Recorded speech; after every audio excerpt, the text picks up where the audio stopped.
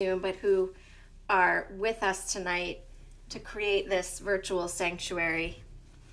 Isn't it amazing how we have learned to create a beautiful virtual sanctuary? And for 2 years we've been doing that when we need to. We've been doing it all the time, offering multi-access, multiple ways of accessing community throughout as we've been able to, and as we're in the part of Torah where we are learning all of the details of the construction of the Mishkan, of the place for the divine to dwell.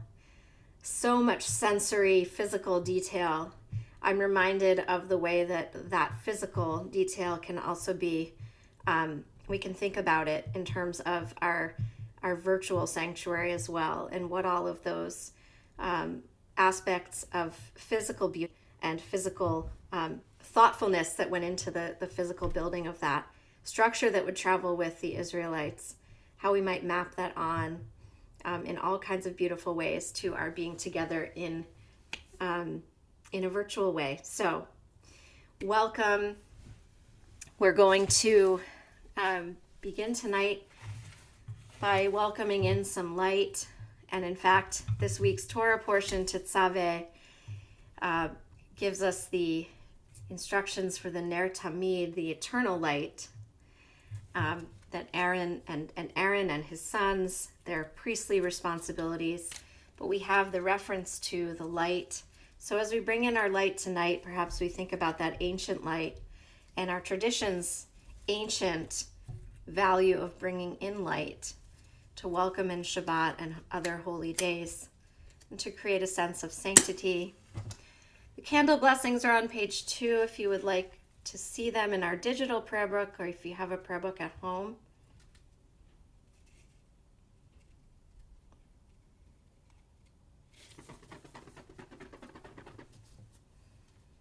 Bring in ancient and new light into your heart, into your home. Baruch atah Adonai Eloheinu melech haolam asher kiddushanu b'mitzvotav v'tzivanu lehadlik ner shel Shabbat.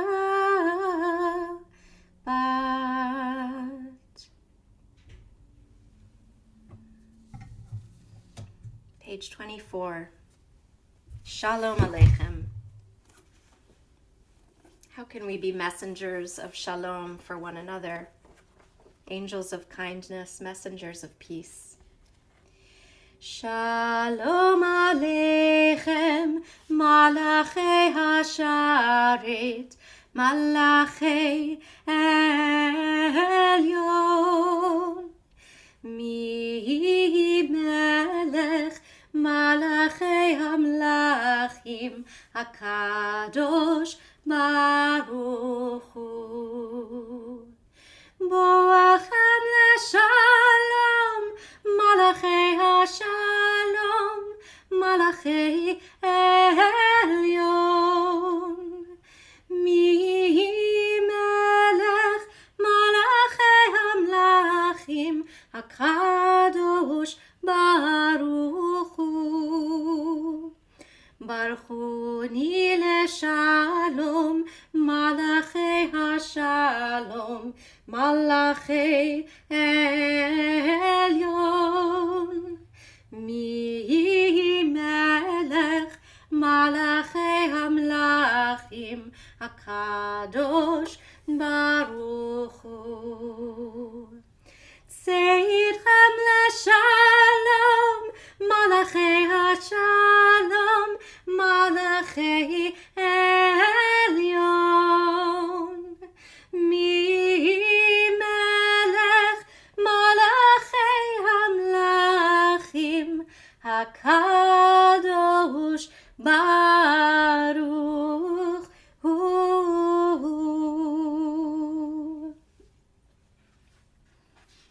Let's say to one another, "Come, my beloved, let's welcome Shabbat together." When we are together, we can better welcome in the presence of peace and warmth and delighting in our blessings. Judaism is not meant to be lived in solitude, and you all know that because you've all shown up tonight and so many other times, despite many obstacles. So we welcome together, Lecha Dodi, come my beloved. Let's greet our beloved sanctuary in time, our bride or our queen. It's our custom to sing verses 1 and 2 and 5 and 9, and to rise and face the door on verse 9. Rise as we're able to greet the Shabbat presence. We'll be on pages 20 and 21 if you want to follow along. Lecha Dodi likrat kala, Pnei Shabbat nekabela. Lecha Dodi likrat kala. Lecha Dodi likrat kala, Pnei Shabbat nekabela. Lecha Dodi likrat kala. Lecha Dodi likrat kala, Pnei Shabbat nekabela.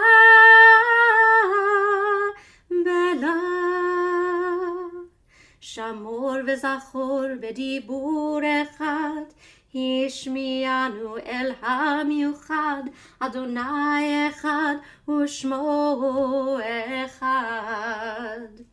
Leshem u'letiferet ve'litila, Lecha Dodi likrat kala.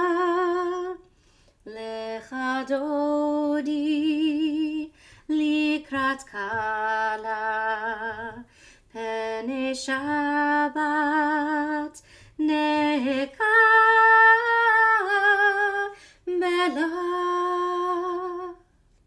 Likrat Shabbat lechu v'nelcha, Ki hi mekor habracha, Merosh mikedem nesucha.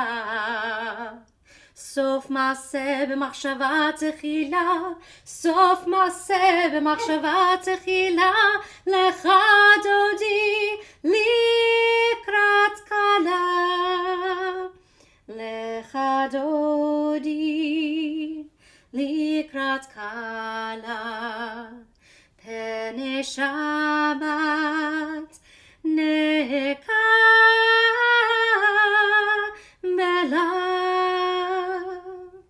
Verse 5. התעוררי, התעוררי, כי באורך קומי אורי, אורי, אורי, שיר דברי. כבוד אדוני עלייך נגלה, כבוד אדוני עלייך נגלה, Lecha Dodi לקראת כלה. Lecha Dodi likrat kala, Pnei Shabbat nekabela.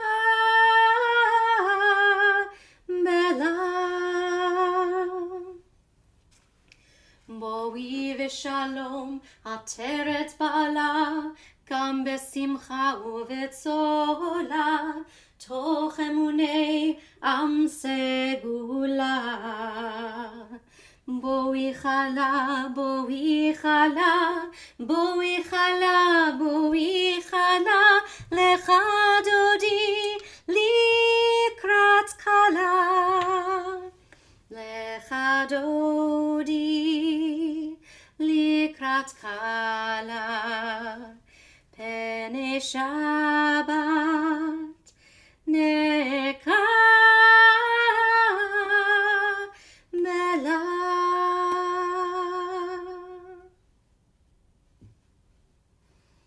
We'll transition into Ma'ariv tonight, doing a somewhat abbreviated service so that we can have time for a very rich presentation and discussion with our guest speakers tonight. So we'll go into Ma'ariv. We'll ask you to rise as you are able for Baruch Hu on page 28. And so that we can get a sense of connectedness across many, many miles, we'll welcome you to unmute for the responsive line of Baruch Hu. So rise as you're able. We're on page 28.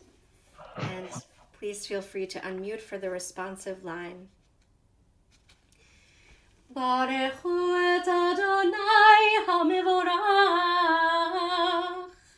Baruch Adonai HaMorach Le'olam Va'ed. Baruch Adonai HaMevorach Le'olam Va'ed. Page 30, giving thanks, just recognizing the mystery that is light rolling into dark, dark rolling into light, again and again in beautiful cycles.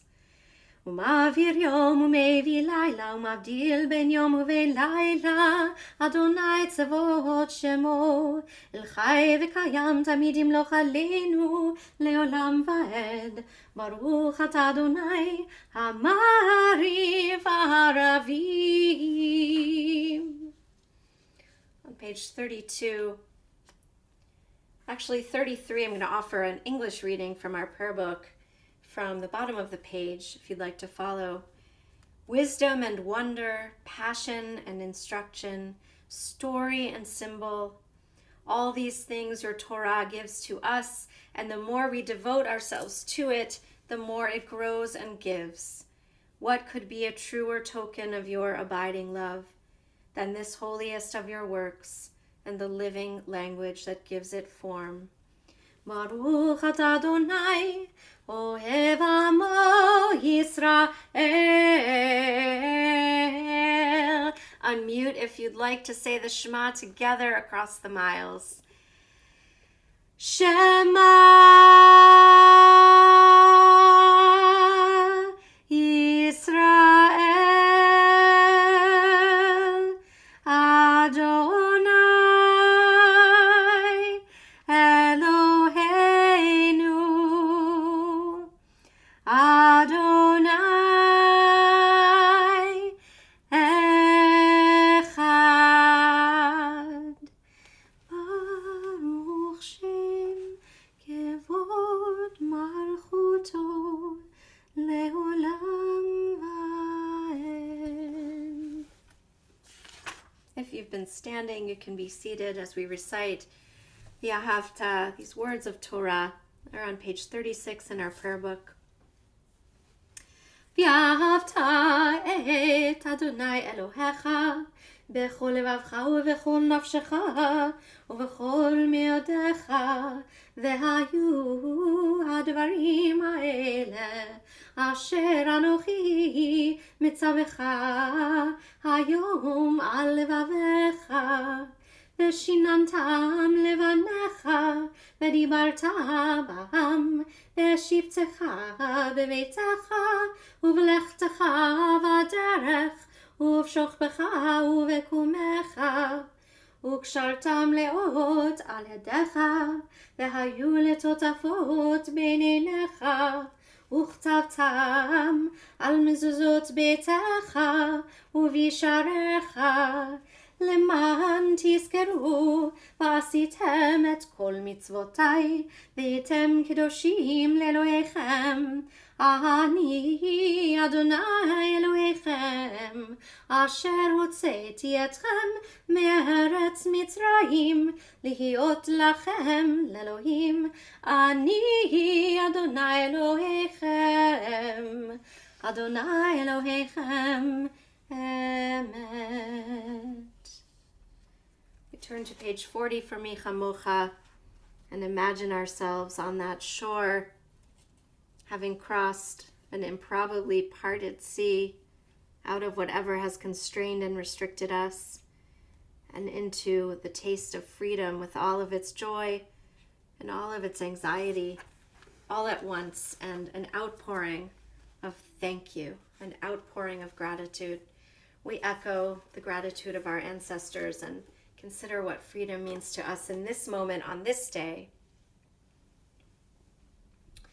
Mi chamocha ba'elim Adonai, mi kamocha nehadar b'kodesh, nora tehilot osei fele, nora tehilot osei fele.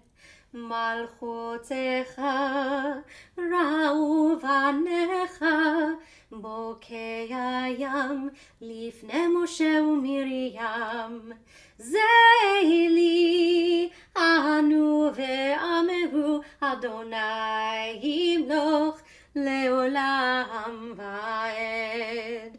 Rai rai rai rai ya rai rai rai ya rai rai ya rai rai rai ya rai rai ya rai rai rai ya rai rai rai ya rai rai ya rai. We'll turn to page 42 for our blessing, our request, our reminder about a canopy of peace. We ask that God envelop us in a canopy of peace, and we remind ourselves that we must access that feeling of peace, that feeling of being held, so that we can create a canopy of peace for one another in ways that can be so small, so simple, but so powerful. So I invite you to consider, as we join in these words of prayer tonight, as I sing just the lines, Ufros Aleinu Sukat Shlomecha, spread over us a canopy of your peace. How might you access your canopy of peace, and how might you spread it over somebody else? Ufros Aleinu Sukat,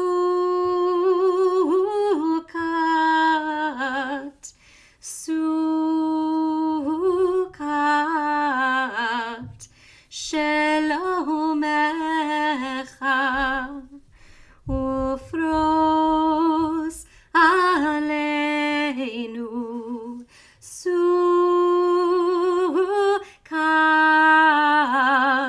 Sukat Shelomecha. Baruch atah Adonai haporei sukat shalom aleinu ve'al kol amo Yisrael ve'al Yerushalayim.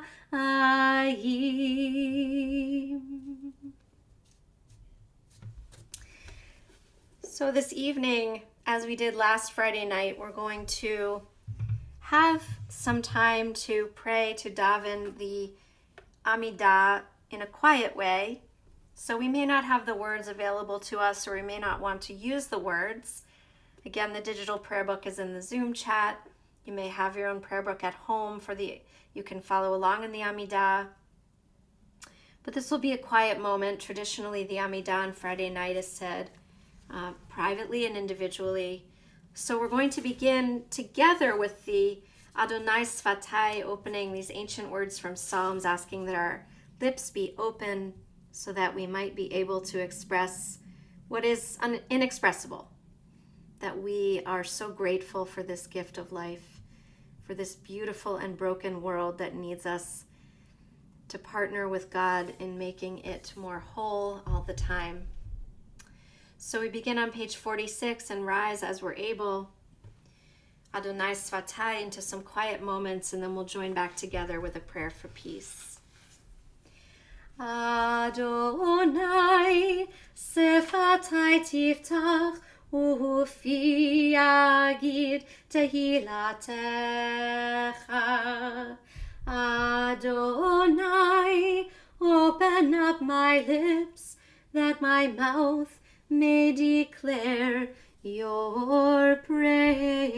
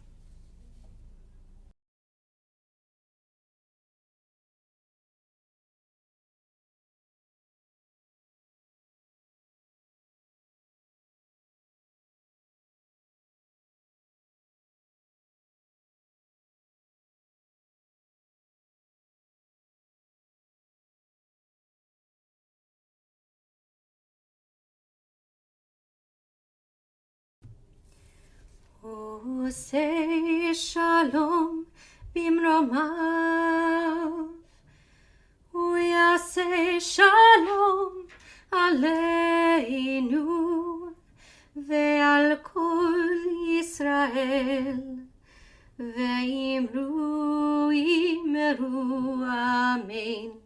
Oseh Shalom bimromav, Uyaseh Shalom aleinu ve'al kol Yisrael, ve'imru amen. Yaseh Shalom, Yaseh Shalom, Shalom aleinu ve'al kol Yisrael. Yaseh Shalom, Yaseh Shalom, Shalom aleinu ve'al kol Yisrael. Yaseh Shalom, Yaseh Shalom, Shalom aleinu ve'al kol Yisrael. Yaseh Shalom, Yaseh Shalom, Shalom aleinu ve'al kol Yisrael.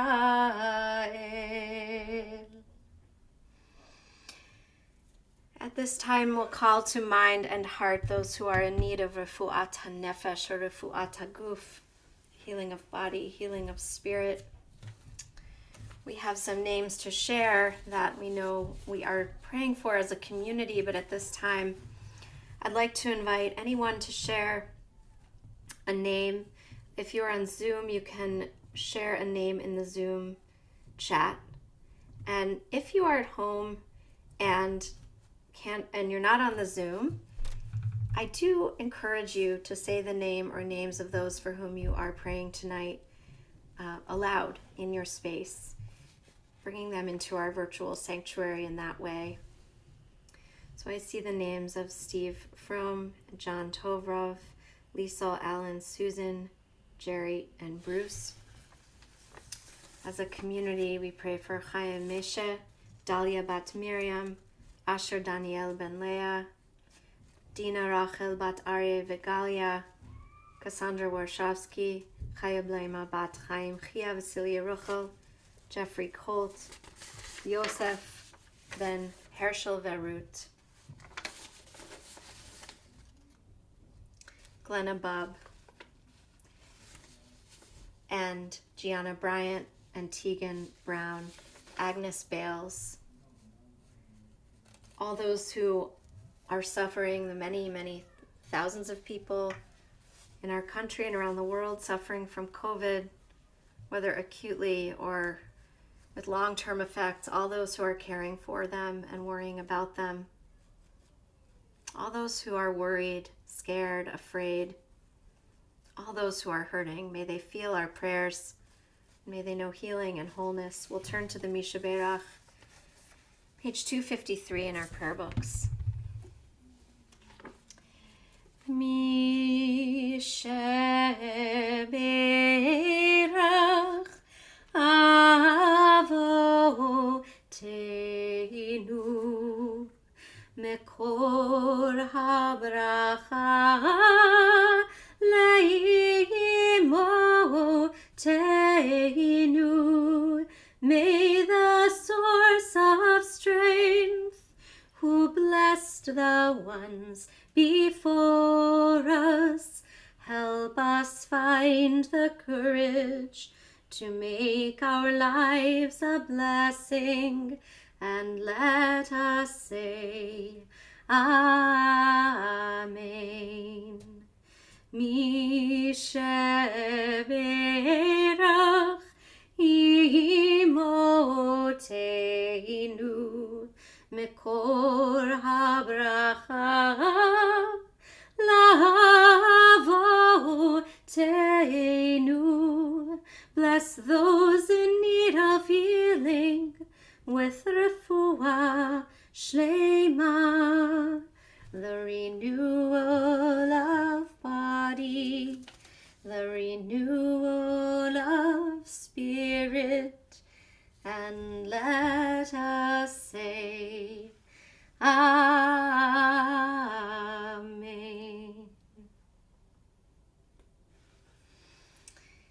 Because we have our guest speakers who will be talking with us in just a few minutes, we're going to go right to the conclusion of our service without a Devar Torah tonight, though there will be Torah study tomorrow morning with me and rabbinic intern Naomi Gert-Lind if you wish to delve into the Torah portion this week, which is really beautiful and very rich with lots of imagery and lots of ideas.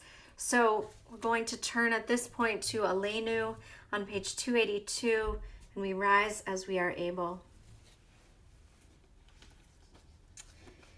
Aleinu leshabeach ladon hakol, latet gedula liotzer bereshit, shehu note shamayim vayosed haaretz umoshav yikaro bashamayim mima'al ushchinatu zo begovhei merumim hu Eloheinu ein od v'anachnu korim umishtachavim umodim lifnei melech malchei hamlachim hakadosh baruch hu.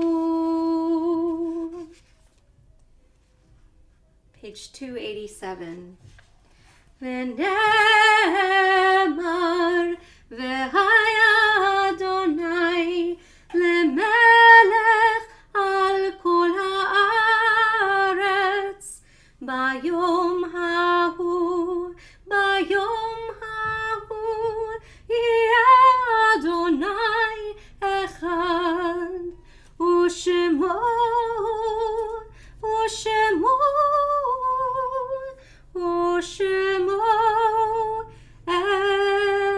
echad.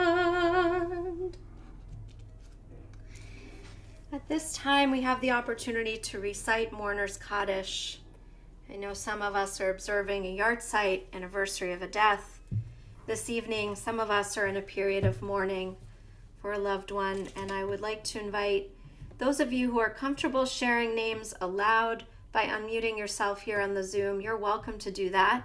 You can also put the names of those you're remembering in the chat, and I'll call your attention, everyone's attention, to our yahrzeit list on the screen here of those in our community or connected to our community who have died at this season in years past. I'd like to make mention of my beloved stepfather, Robert Lebson, aka Grandpa Bob, to my boys, who this is his third yahrzeit. And I also want to mention Stephanie Reamer, whom members of our community, Mara Goldstein Reamer and her family, are remembering during this time of mourning. Anyone else? Zelda Aronson, Howard's mother, Minerva Auerbach, Gabrielle Kaplan-Meyer's grandmother. Would anyone else like to share a name or name? Again, if you're at home observing yahrzeit and can't access any chat, know that we're here, even though we can't hear you. Please bring the name into the space. Say the name of your loved one aloud. Any other names for tonight?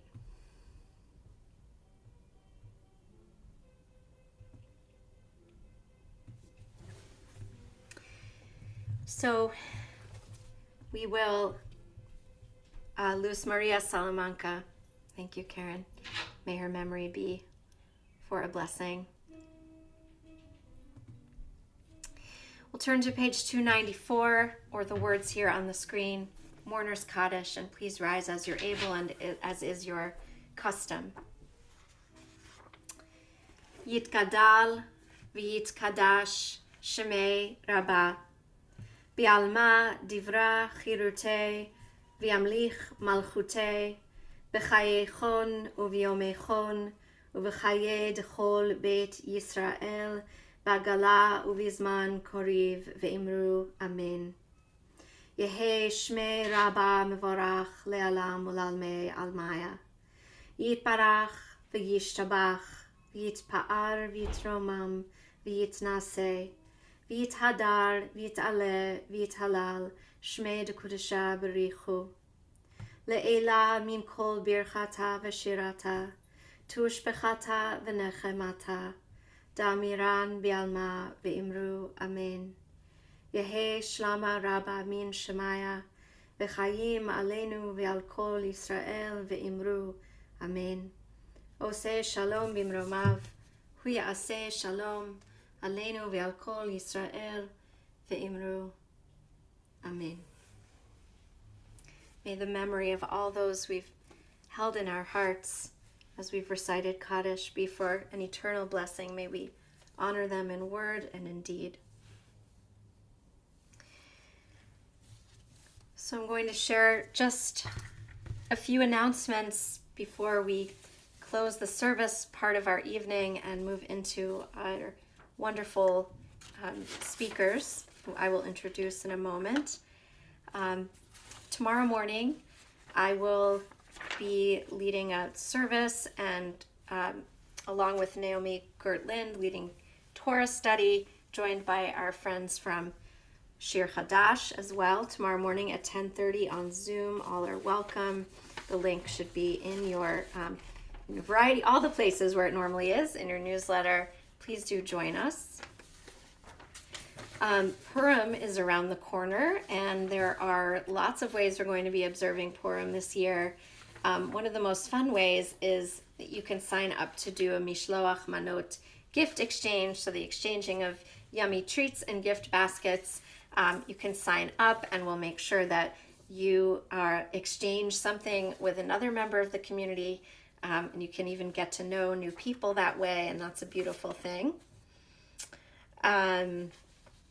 On Wednesday, February 16th at 7:30, we have a class with Barry Schneider, Autism Spectrum Disorder in Recent Israeli Films. So he likes to run film classes, and this should be very interesting. That's an offering being held on Zoom. Thursday morning, all are welcome as always for my class, Torah for the Heart and Mind at 9 a.m. And next week, we will have virtual Friday night Shabbat services again, but we will be back.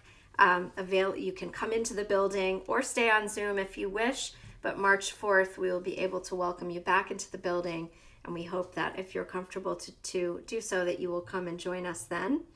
And one other thing about Purim, we are holding for the first time, I think ever, a Purim variety show before Purim on March 12th.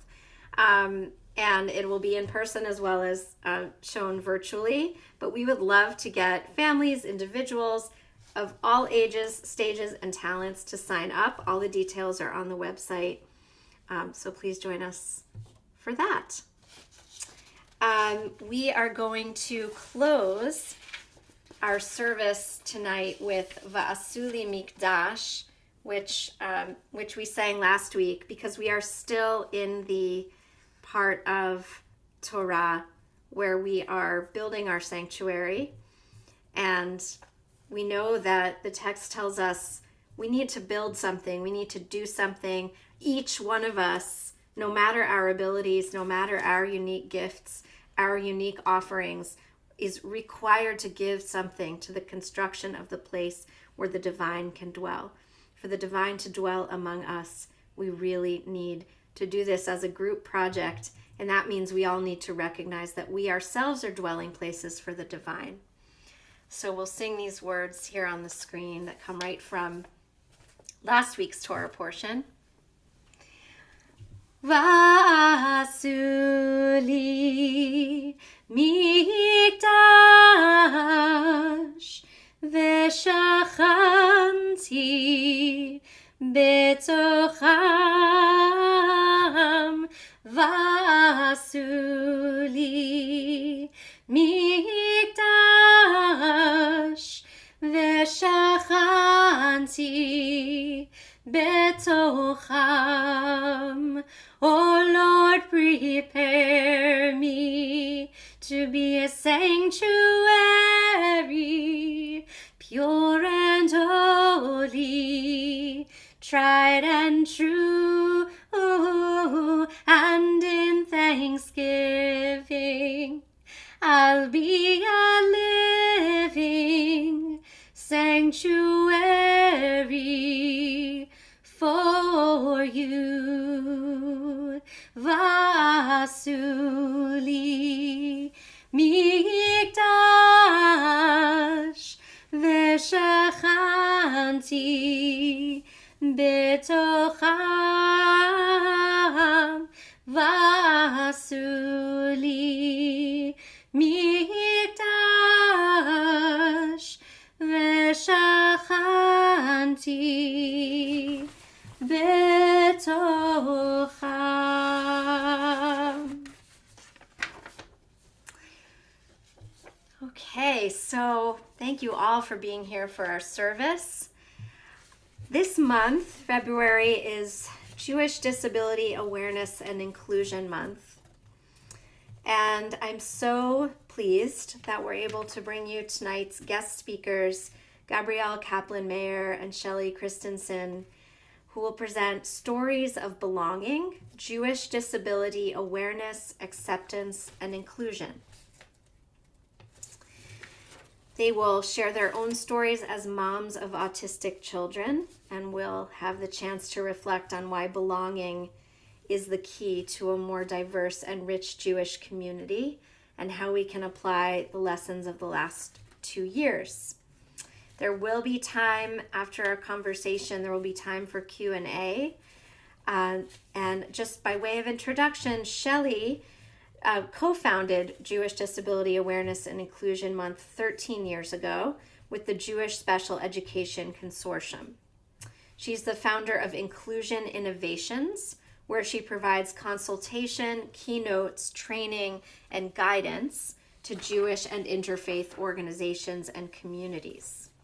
She received the prestigious Reimagining Spirituality Leadership Award in 2021 from the American Association on Intellectual and Developmental Disabilities, Religion and Spirituality Network.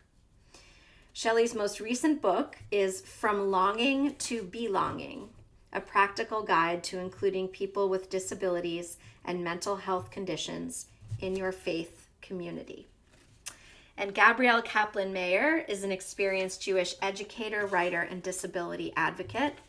At Jewish Learning Venture, she works as Chief Program Officer and directs JLV's Whole Community Inclusion Initiative.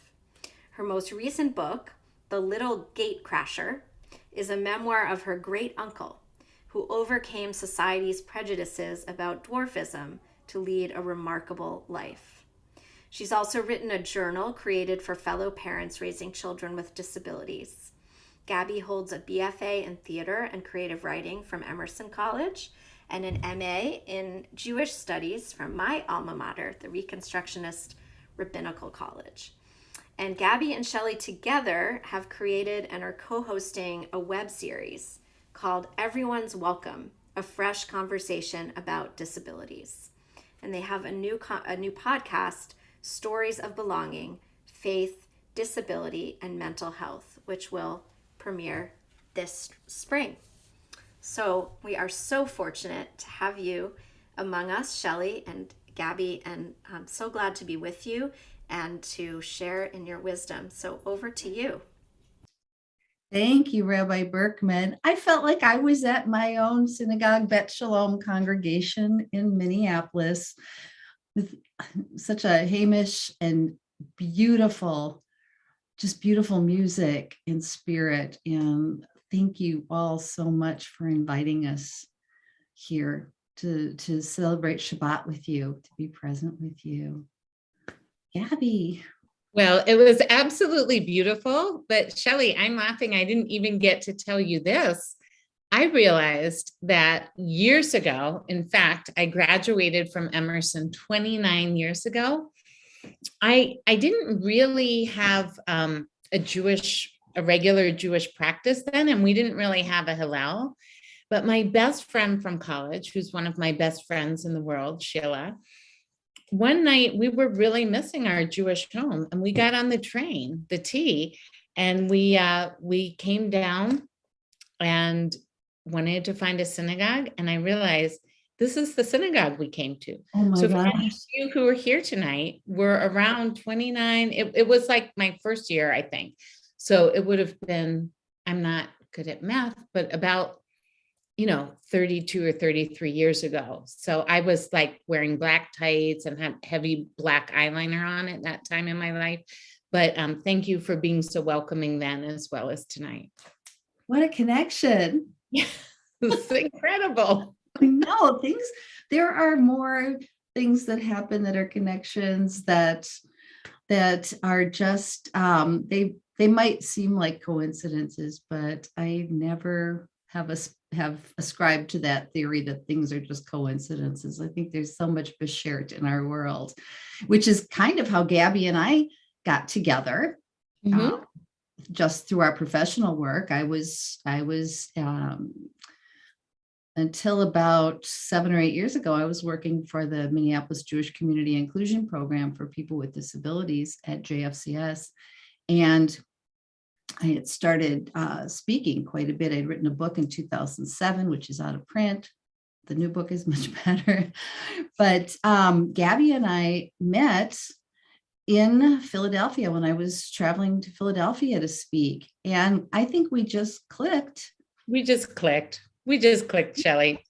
And so as you heard from our bios, we've both been doing this work in making our Jewish communities and beyond places of belonging for people with disabilities and their loved ones.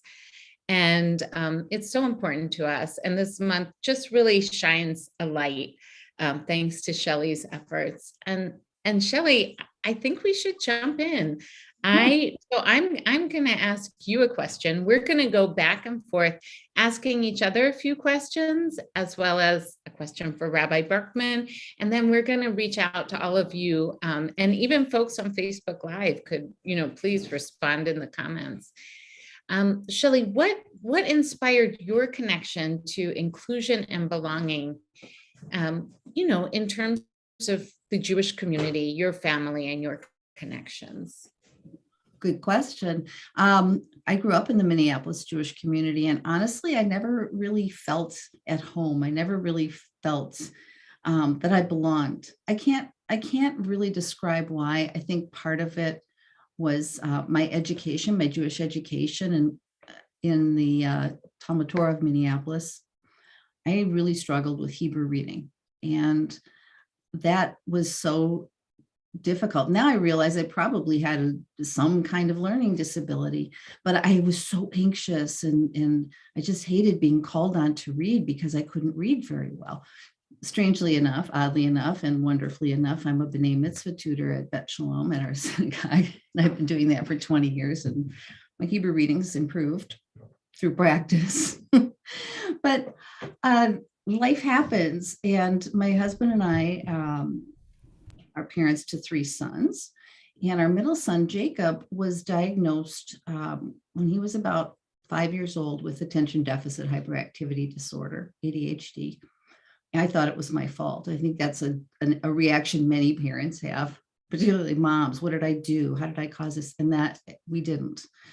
But he was subsequently diagnosed when he was 15 years old with an autism spectrum disorder called Asperger's syndrome. But it was during all of those interim years that we had so many difficulties in the public school system with him getting his education, his legal right to an education. And so I won't go into detail about that, but it was harrowing. It was difficult. It was, for me, it was life-changing, really switched me into my career that I have now. But the only place he never had, none of us ever had issues. And the only place we ever felt that we belonged was at our synagogue. All 3 boys received their Jewish education. They're actively Jewish to this day, and their families are Jewish. it was really amazing. And our son with a diagnosis was never treated any differently. He was treated with honor, respect, and dignity like everyone else. And so that's really how I came to this work. And then I went to work in the Jewish community, and I learned quickly that the experiences that we had were not the same all over. And so my work, I think a calling for me is to change that and to do it in a way that's meaningful, to do it in a way that helps the Jewish community think about disability, think about mental health in a way that promotes a sense of belonging for all people. So, and then we have what we want to call inclusion. So, Gabby, what's your story? How did I apologize.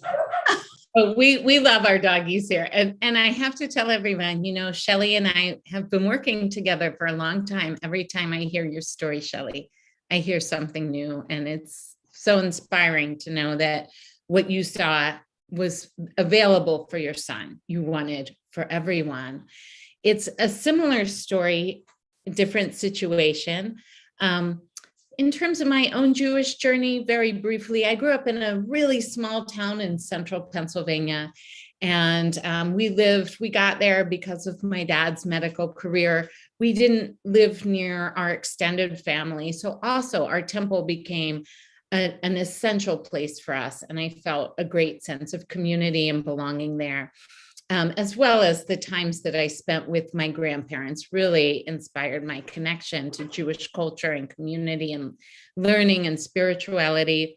I went on my own path in my theater and creative writing studies, not very connected, but by my mid-20s, I was teaching in a lot of Jewish settings, and my passion for Jewish education really became one of my forefront passions in life. Earned my MA at RRC, as Rabbi Berkman shared, and began working in consulting and teaching teachers how to bring the arts into Jewish education and just having tons of fun. I became a mom to my son, George, in 2003. And after what was a fairly typical development, like many children with profound autism, which George was diagnosed with at age 3, he began to regress between ages 2 and 3. And after a series of very difficult years, misdiagnosis, professionals not really understanding what was happening with him developmentally, we received his autism diagnosis. He was non-speaking at that time. He still is non-speaking at 19 years old. He communicates using a communication device. But one of the, as you say, beshert things, Shelley, one of the beshert things that happened for us in those early years is that we found an early childhood education program in a Jewish setting, in a synagogue, that had the supports in place for kids with really profound disabilities. And that showed us that for our son, Jewish life was possible and that it was important. He loved the Shabbat celebrations they did in the classroom. Everything was modified for kids with sensory challenges. He loved they did a very multi-sensory Passover and Purim and Hanukkah celebrations. He loved doing puzzles. His teachers always had Jewish puzzles for him. We learned how to bring things home for him. So as an educator, it opened my eyes to a world of creativity and possibility. I actually created a program at our synagogue that was, because the Hebrew school program where I was working and teaching, it was not what George needed. He needed a community where he could have music, where he could have joy. He has an intellectual disability. School was hard enough.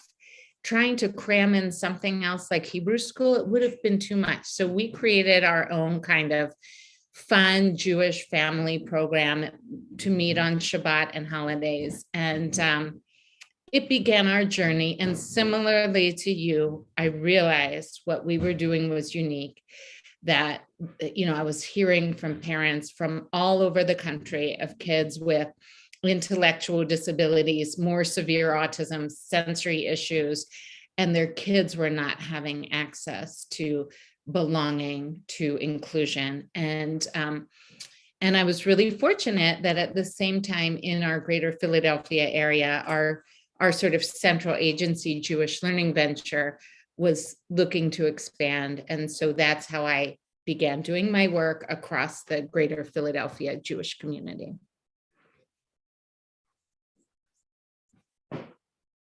Shelley, you're muted. It's okay. Realize that was the dog is barking mute.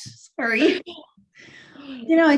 What does it take to be, we both were kind of forging ahead without a roadmap. Yes. And then because we were connected through the Jewish Special Education Consortium, which co-founded JNAME in 2009,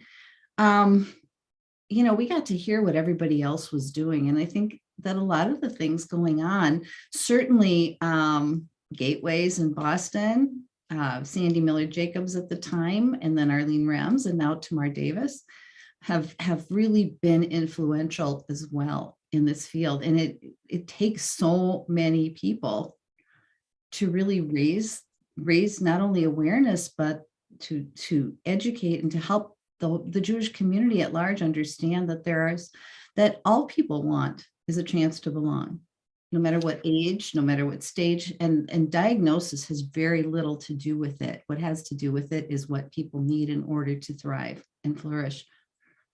Shelley, what have you seen in these, it's now 13 years since you were one of the founders of this month, because at the time when you founded it, people were not having these kind of evenings, these programs.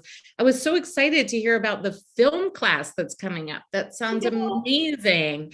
But this wasn't happening regularly 13 years ago. So what are some of the significant changes you're noticing? Well, I've noticed so much. First of all, JNAME started in 6 communities just through the consortium. And I think Boston was one of them. I tried to go back and look, and I just haven't found anything just yet. But in 13 years, JNAME just caught on. It's a phenomenal thing. It's around the world. Jewish communities around the globe are recognizing JNAME as something that is a necessity. It's something super important. There are so many things going on this month. I can't keep track of them, but I get Google alerts about all the programs, so many things going on. There are hundreds upon hundreds of events going on. And it started with 6 communities 13 years ago, and it's been total grassroots, completely grassroots. And I think what's really changed is that in the beginning, Bereshit, and still sometimes today, it's like, well, yeah, there's people with disabilities. Let's have a program, or let's have a Shabbat service and invite people from the Jewish adult disability program to come to services once during JNAME. Let's have a celebration of everything our diversity, equity, inclusion, and belonging committee has done. That's fine and lovely. And we love being part of congregations and at Shabbat services. But what's really happened is that we begin focusing on the other 11 months of the year. And that has really become the opportunity, especially with the pandemic, as we're finding new ways to access Judaism and community. I think that one of the most important things is not just a JDAME thing, but the whole field has really changed, and faith communities of all kinds are going and looking beyond inclusion. One of the things my colleagues and I talk about all the time is belonging, because belonging is something every single one of us can relate to. So as we're talking, think about this. Think about what gives you a sense of belonging at Ohabei Shalom or other parts of the Jewish community. What makes you feel that you matter? Where do you flourish? That's we're that's we're gonna ask you that. So for sure, as we're imagining this, and I think, Shelley, we realize that in so many ways, in places across the Jewish community, there are barriers to belonging for people in so many different ways. It could be physical barriers, access to a bima, having enough parking spots close to the synagogue, an accessible restroom. But in so many communities, it's about taking away barriers around stigma, yes. right? In that sense that everyone, because in the greater society around us, not just in our Jewish community, but in our greater world, there's so much significant stigma around disability. And so we really, we want to be able to create havens and sanctuaries. I'm going back to that beautiful closing song, and to say this is a place maybe out in the greater world, we have work to do to make sure that our world is equitable for people with disabilities. But our synagogues should be those places of belonging. And I know we want to talk a little bit about changes that we've seen during COVID and during the pandemic that have raised up for many people issues. And I want to just share two quick things from my family. One, I realized how much more prepared my family was for lockdown because of having a son with profound autism and sensory sensitivities. Our regular thing as a family would not be eating out in restaurants. Sound, noise, the experience of being in a restaurant, we've been doing takeout for years. Not hard for us. I saw people lose their mind when they couldn't go out into restaurants. Meeting friends for a nature walk was something that we could do as a family because of my son's sensory sensitivities. So I saw oh, what would happen if most of the world, had to really change the way that we gather in public and the things we do.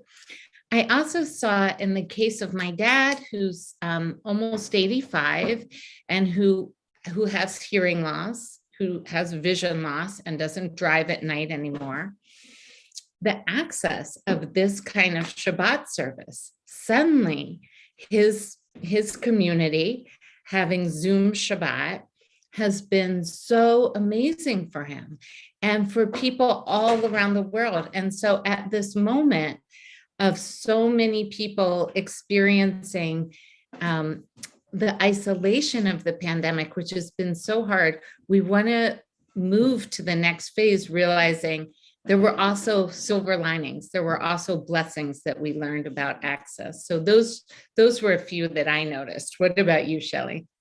I've really noticed how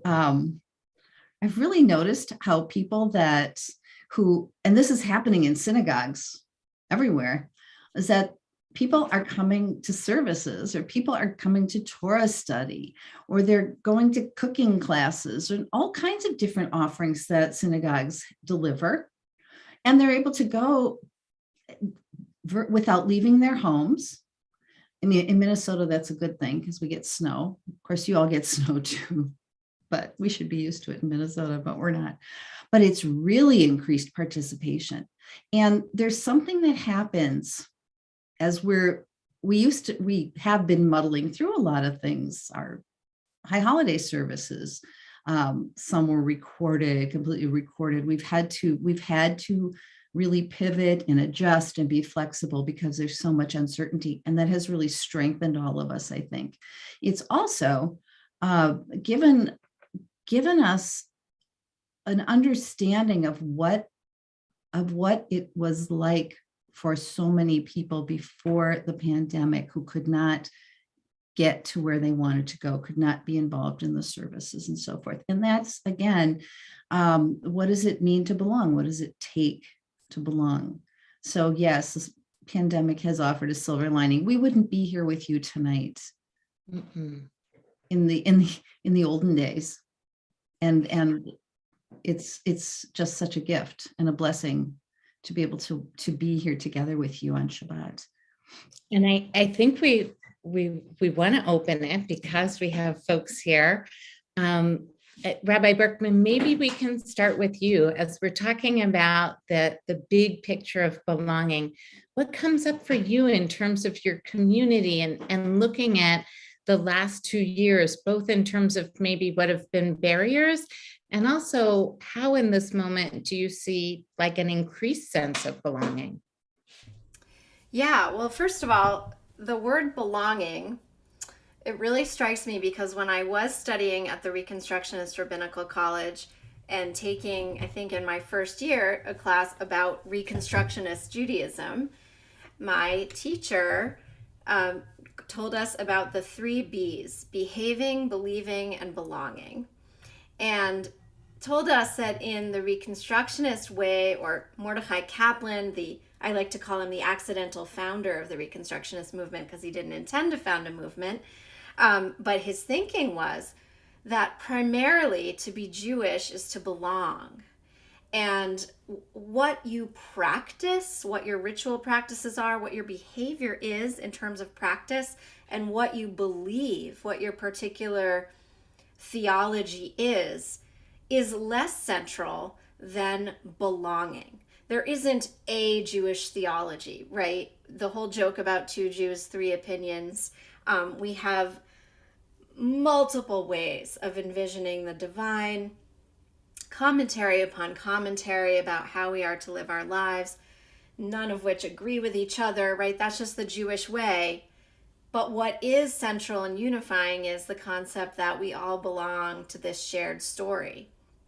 And so to open up belonging in the way that it should always have been open, and that our most ancient sources almost hit us over the head with the idea everyone is included.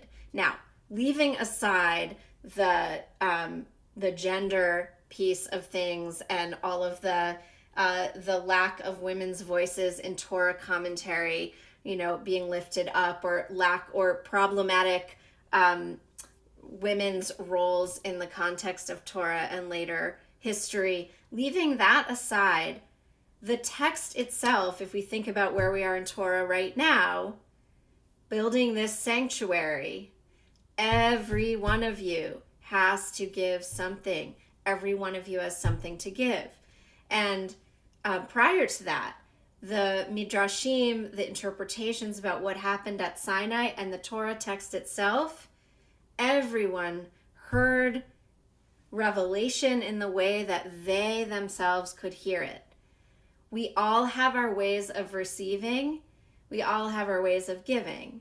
And not to mention the central idea of every human being created in the image of God and all of that as central. But the notion of giving, and in Ki Tisa, the upcoming parasha, everyone has to give half a shekel to construct. But I love when we get into the details of what the various things are that we need to build the sanctuary are all unique, and everyone needs to give what they are moved and able to give. So this is a very big abstract way of answering your really important, more concrete question.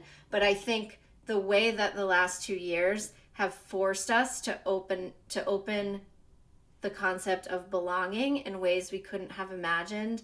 And I can, of course, think of so many stories similar to what you both shared about our own members of our own congregation who, for so many reasons, really couldn't access what we were offering when we were offering it. Now, that could be because of mobility challenges, like you described with your dad, older folks who couldn't come, but also I've heard from parents of very young children who said, what a joy it's been to be able to have services on, even if I'm giving my kids a bath. Somebody said this to me kind of sheepishly as if that was a bad thing.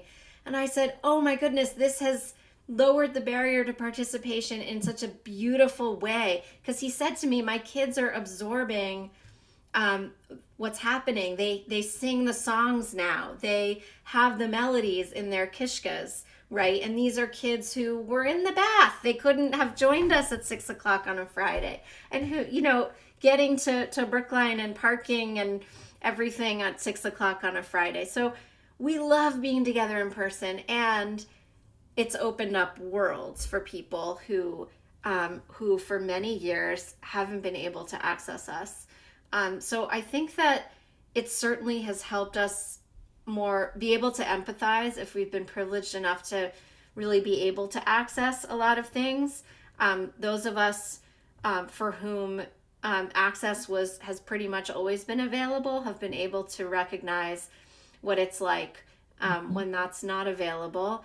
And I think the way we've adapted, as you've said, as many people have said, this is staying with us. We are going to continue to recognize that there is a great blessing in the technology available to us for many people, and not to mention geographically, that we have people here tonight from thousands of miles away or hundreds of miles away, and the ways that we can be together. So the Jews have always created new opportunities out of incredible challenge, and this is just another example of ways that we have reframed and reimagined what we can do together and what we can be for each other. So beautifully said. Yes. I think the only thing we have to figure out is how we can have an Oneg Shabbat after Zoom services. We'll get there. We need the technology to be able to eat virtually, and I'm confident at the rate our technology is going, we're close. It's got to be close. I You know. just like push a little thing on our wrist and what you want to eat. It's like manna, Shelley. It's coming. It's coming. Yes. You gotta be patient.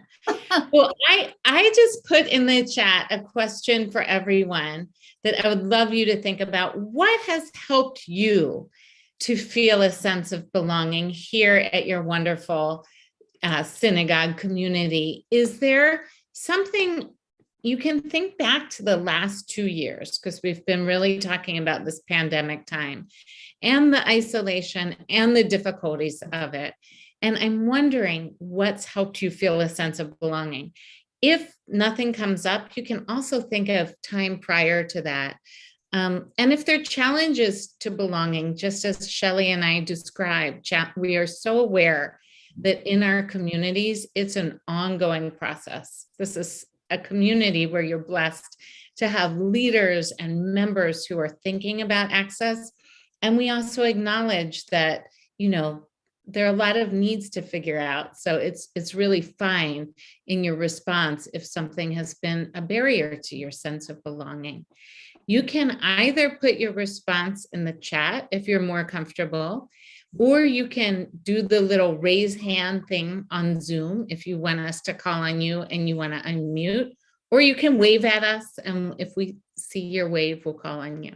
So think it over. What has really given you or helped you to feel a sense of belonging? Lawrence, do you go by Lawrence or Larry? I go by Larry. Hi, Larry. And thank you so much, both of you, for being here tonight, and thank you for all of your great work over the years. It's wonderful to have you. I believe that we have always been a very welcoming, very Hamisha synagogue, in part because of our location. We've always been an urban synagogue, and we attract all kinds of people from every walk of life. We're a very diverse synagogue, and those in the synagogue who perhaps are more affluent or the least pretentious people you would want to meet. I think this has always been part of our culture. Everybody has been welcome, and I hope it will always be part of our culture. It's lovely. So beautiful. And I really appreciate that you brought out, just mentioning economics, because sometimes a barrier can be, right, economic participation in synagogue and Jewish life. And I would really like to raise up that for people with disabilities and for families raising kids with disabilities, there can be tremendous economic challenges and barriers. And so that's one thing in our Jewish community that we gotta just put out there. Thank you. What's really, I think, really noteworthy is that this isn't, it isn't just happening in synagogues. Camps for a long time have had inclusion specialists and staff and mental health professionals on staff and so forth. And there's just a plethora of things going on. It's impossible to curate everything. It really is. But just know that, the Jewish community in particular is regarded as very progressive in terms of disability and mental health inclusion. And it's just woven into every single thing. Think of the mikvah in Boston. Totally accessible to and welcoming to all people. And that's kind of one of the gold standards, I think. Shelley, I appreciate in the chat we've got from Diane that I like Zoom services, and thank goodness for Zoom during the pandemic. Yeah, I want to echo that, Diane. I also really enjoy Zoom services, and yeah, it is quite incredible to just take in this technology. And I see Deborah's hand up. Oh, Deborah, you're muted. That is the most popular phrase on Zoom. You're muted. Let's see.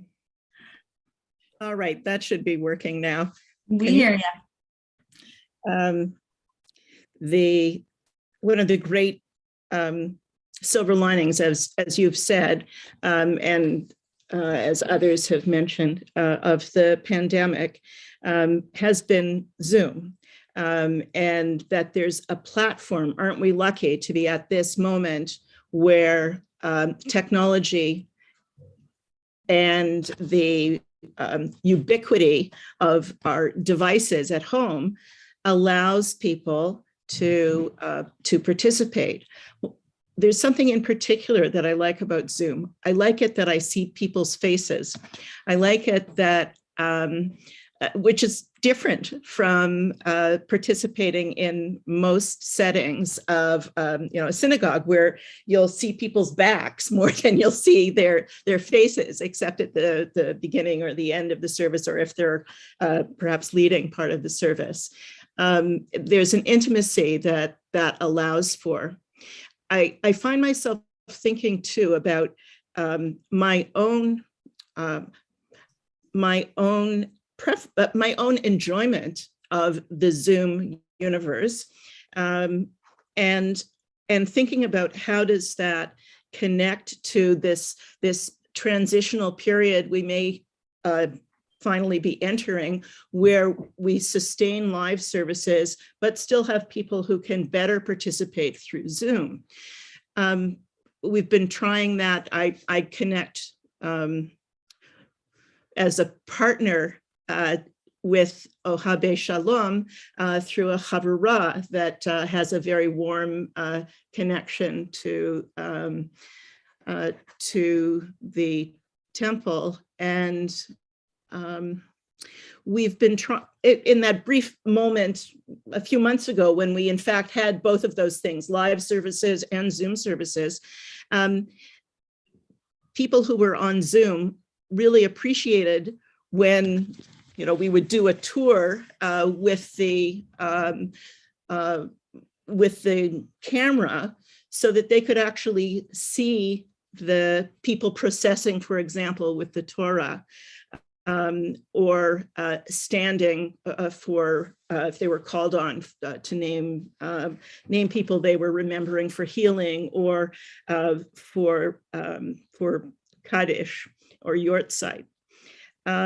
I wonder, I found myself spinning some sort of picture in my head as you were talking of something that looks like sports, and the way sports is broadcast, where people are very engaged, and there are commentators who are busily adding, sometimes in different channels through different ways. The chat offers something like that. For example, you may be able, if the mechanism is enabled by the Zoom facilitator, to comment, but some people actually prefer to hear and to have a running commentary or to have captions, subtitles, like we can have on our television screens. And I would think that you folks have, experience in how some of those things might be added. And we've become more aware, for example, of the needs of people with hearing deficits, that on our television screens, we'll see simultaneous ASL, American Sign Language. So why isn't that useful, or why can't we come up with something like that, both for seniors who may have mobility or sensory deficits or declining cognitive capacities, for people who have social anxieties and phobias that keep them away from participating. And as in your experience, people who learn differently, who are somewhere on our human spectrum of perception and communication. Such good questions, Deborah. Really thoughtful questions. One of those can be answered right now. If you're on your laptop or even on your tablets, I think, if you go to the bottom of your screen where you have, the bar on the bottom that's mute, start video, participants, chat, record, live transcript. If you click on that, that is enabled. Right. And that's a Zoom feature. It's free. It's fairly accurate with English, Hebrew, not so much. But you can click on that, and not the transcript, closed captioning or open captioning will appear at the bottom of your screen. And that is one way to access. One of the other things you're talking about is audio description. And yeah, that you can actually, that is an accommodation a lot of TVs have these days. Do we still call them TVs? Shelley, the other thing that occurred to me, Deborah, what you're really bringing out to us is that it's like this moment where the creative innovation is going to come forward, because there are a lot of creative people who work in accessibility technology who in this very moment are figuring this out. So I think at the beginning of the pandemic, Zoom didn't have the captions included, and then we got it. In 6 months, we're going to have a lot of new features. I remember going to a conference several years before the pandemic where it was aiming to be a very inclusive conference, and there were screens set up in every room where there were speakers or panels or something going on, where there was captioning for just what you said, for folks who are hearing impaired and need that. And that was like, oh, wow, that's really interesting. I hadn't seen that before. And now that we have this sense of this, that many people need captioning, I think we will integrate it. And so I think there is going to be kind of a, middle phase where the technology is not quite there, but we have in our minds what we need. We see it, we know it, all the things you described. And I think I think in a year or two, we're going to be much farther along, and there will be affordable technologies, but to know that the creativity is happening and we're getting there. Thank you so much for all you brought up. We're conscious of the time. We are so grateful for everyone who has stayed on a little bit longer. Is there anyone, we don't want to miss anyone. Is there anyone who had a last question or comment about belonging or any part of our talk? Well, we think, yeah. Larry. I was hoping to just take this back to Torah for a second. When I think of disability and think of Torah, the person who immediately comes to mind is someone who God chose, who had a disability, to Right. play a fairly important role in our religion, and that, of course, is Moses. And I'm wondering if, before we leave tonight, if either or both of you could just say a few words about how Moses has been important in your work and how you help inspire the people you work with. Oh, Awesome. Yeah, we'll both take that. Yeah. Shelley, do you want me to go or you want to go first? I'll just go drop some. You go. Go ahead. And then for sure. Moses, one of the really, I love this idea that God chose Moses. Now, why did God choose Moses? God chose Moses. Why? He was a shepherd. He killed the guy because he was standing up for someone's rights. So he had this heart of social justice. There are many reasons you could think of, but here's the thing. God chose Moses, period. So how many times did God choose us? Because we possess the talents, the gifts, the strengths, the possibilities to fulfill a role that is needed. So when I think about Moses, and God, of course, says, Moses, you're the man. God didn't say it exactly that way, but you're the man. And Moses went, oh, no way. Not me, no way, no how, not today, not tomorrow, never. And God said, oh, Moses, who do you think made you this way? It's me, God. You're the man. And then God created the first accommodations known in the history of the world. God provided Aaron to be the voice for Moses. So when we think about Moses, I used to give a talk called Even Moses Needed a Voice. We are super interdependent on each other. And, Moses was not perfect. Moses made lots of mistakes. God did too.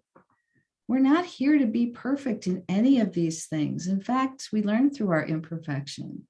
And it's just who we are. So those are my Moses. Gabby.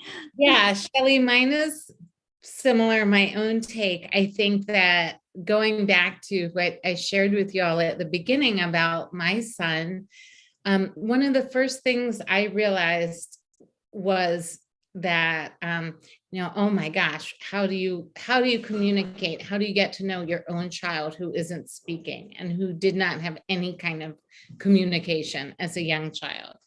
And so part of how I got connected was to get quiet within myself and to be with him and to listen and to experience his soul.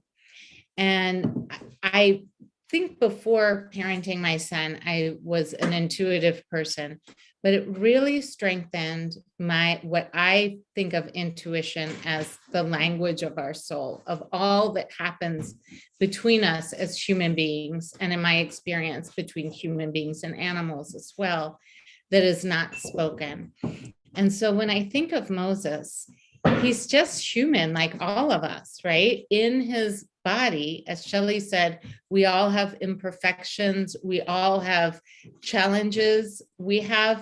Our bodies work one day and the next day they're different, whether through illness, through accident, through aging. It's understood now that if we all live long enough, we will each acquire a disability. I don't know how many of you know folks who are between 95 and 100 who don't have any kind of disability. It would be very, very rare. And so when I look at Moses, I see, oh yeah, that was part of his body, that his mind and his voice, something was not connecting that made speech hard for him.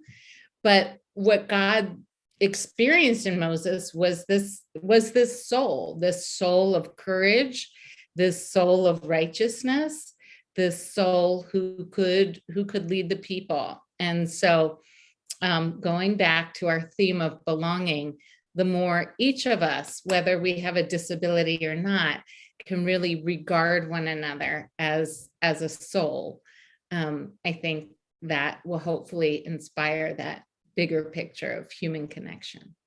There's just one more thing I want to say, and this, my rabbi, Rabbi Norman Cohen, now retired, once we had a video for our congregation, it was, talking with people with disabilities and so forth. And Rabbi Cohen said this is like an enduring thought all the time.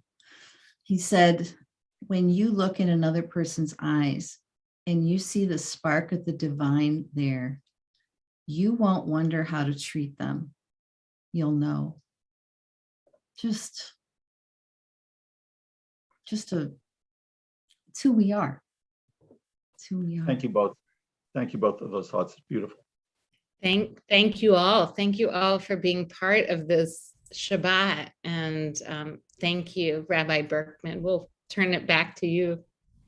Thank you so much. What beautiful, beautiful thoughts to end with. I know we did have some folks listening on Facebook, and there was one comment I'll just bring out, that there is that challenge that I think our community has to work on, that members of the deaf community often face the challenge of who will pay for an interpreter when the need arises for education, for service attendance. So that is certainly something we as a community and we as a broader community need to continue to think about, is when we provide the access that we know is crucial, so that we can treat everybody as if, because they do have the spark of the divine in them, that there is a cost to doing that, and that we need to support in that way as well. So I thank the person who brought up that comment. And so thank you to the two of you. So much wonderful food for thought. And I'm glad that this was recorded, so that I know there are members of our community who would have loved to be here and just weren't able to join in tonight.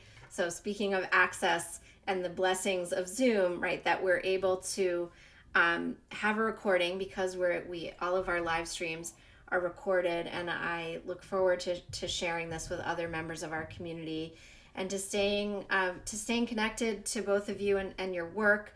I know each of you has a book that I mentioned at the beginning. So if you want to type it into the chat, if people want a reminder of what the titles of your books are, and maybe if you're a podcast listener, you might look out for their upcoming podcast. But this was really a beautiful way to connect on Shabbat to Jewish Disability Awareness and Inclusion Month, and to connect with each other in new and different ways.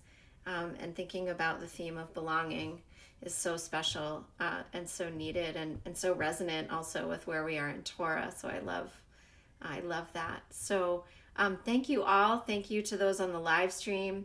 The books are From Longing to Belonging, a practical guide to including people with disabilities and mental health conditions in your faith community, and Little Gatecrasher by Gabby. That's an awesome title, and I look forward to reading both of these books. And thank you again, and Shabbat Shalom to all. Stay well and safe, and look forward to being connected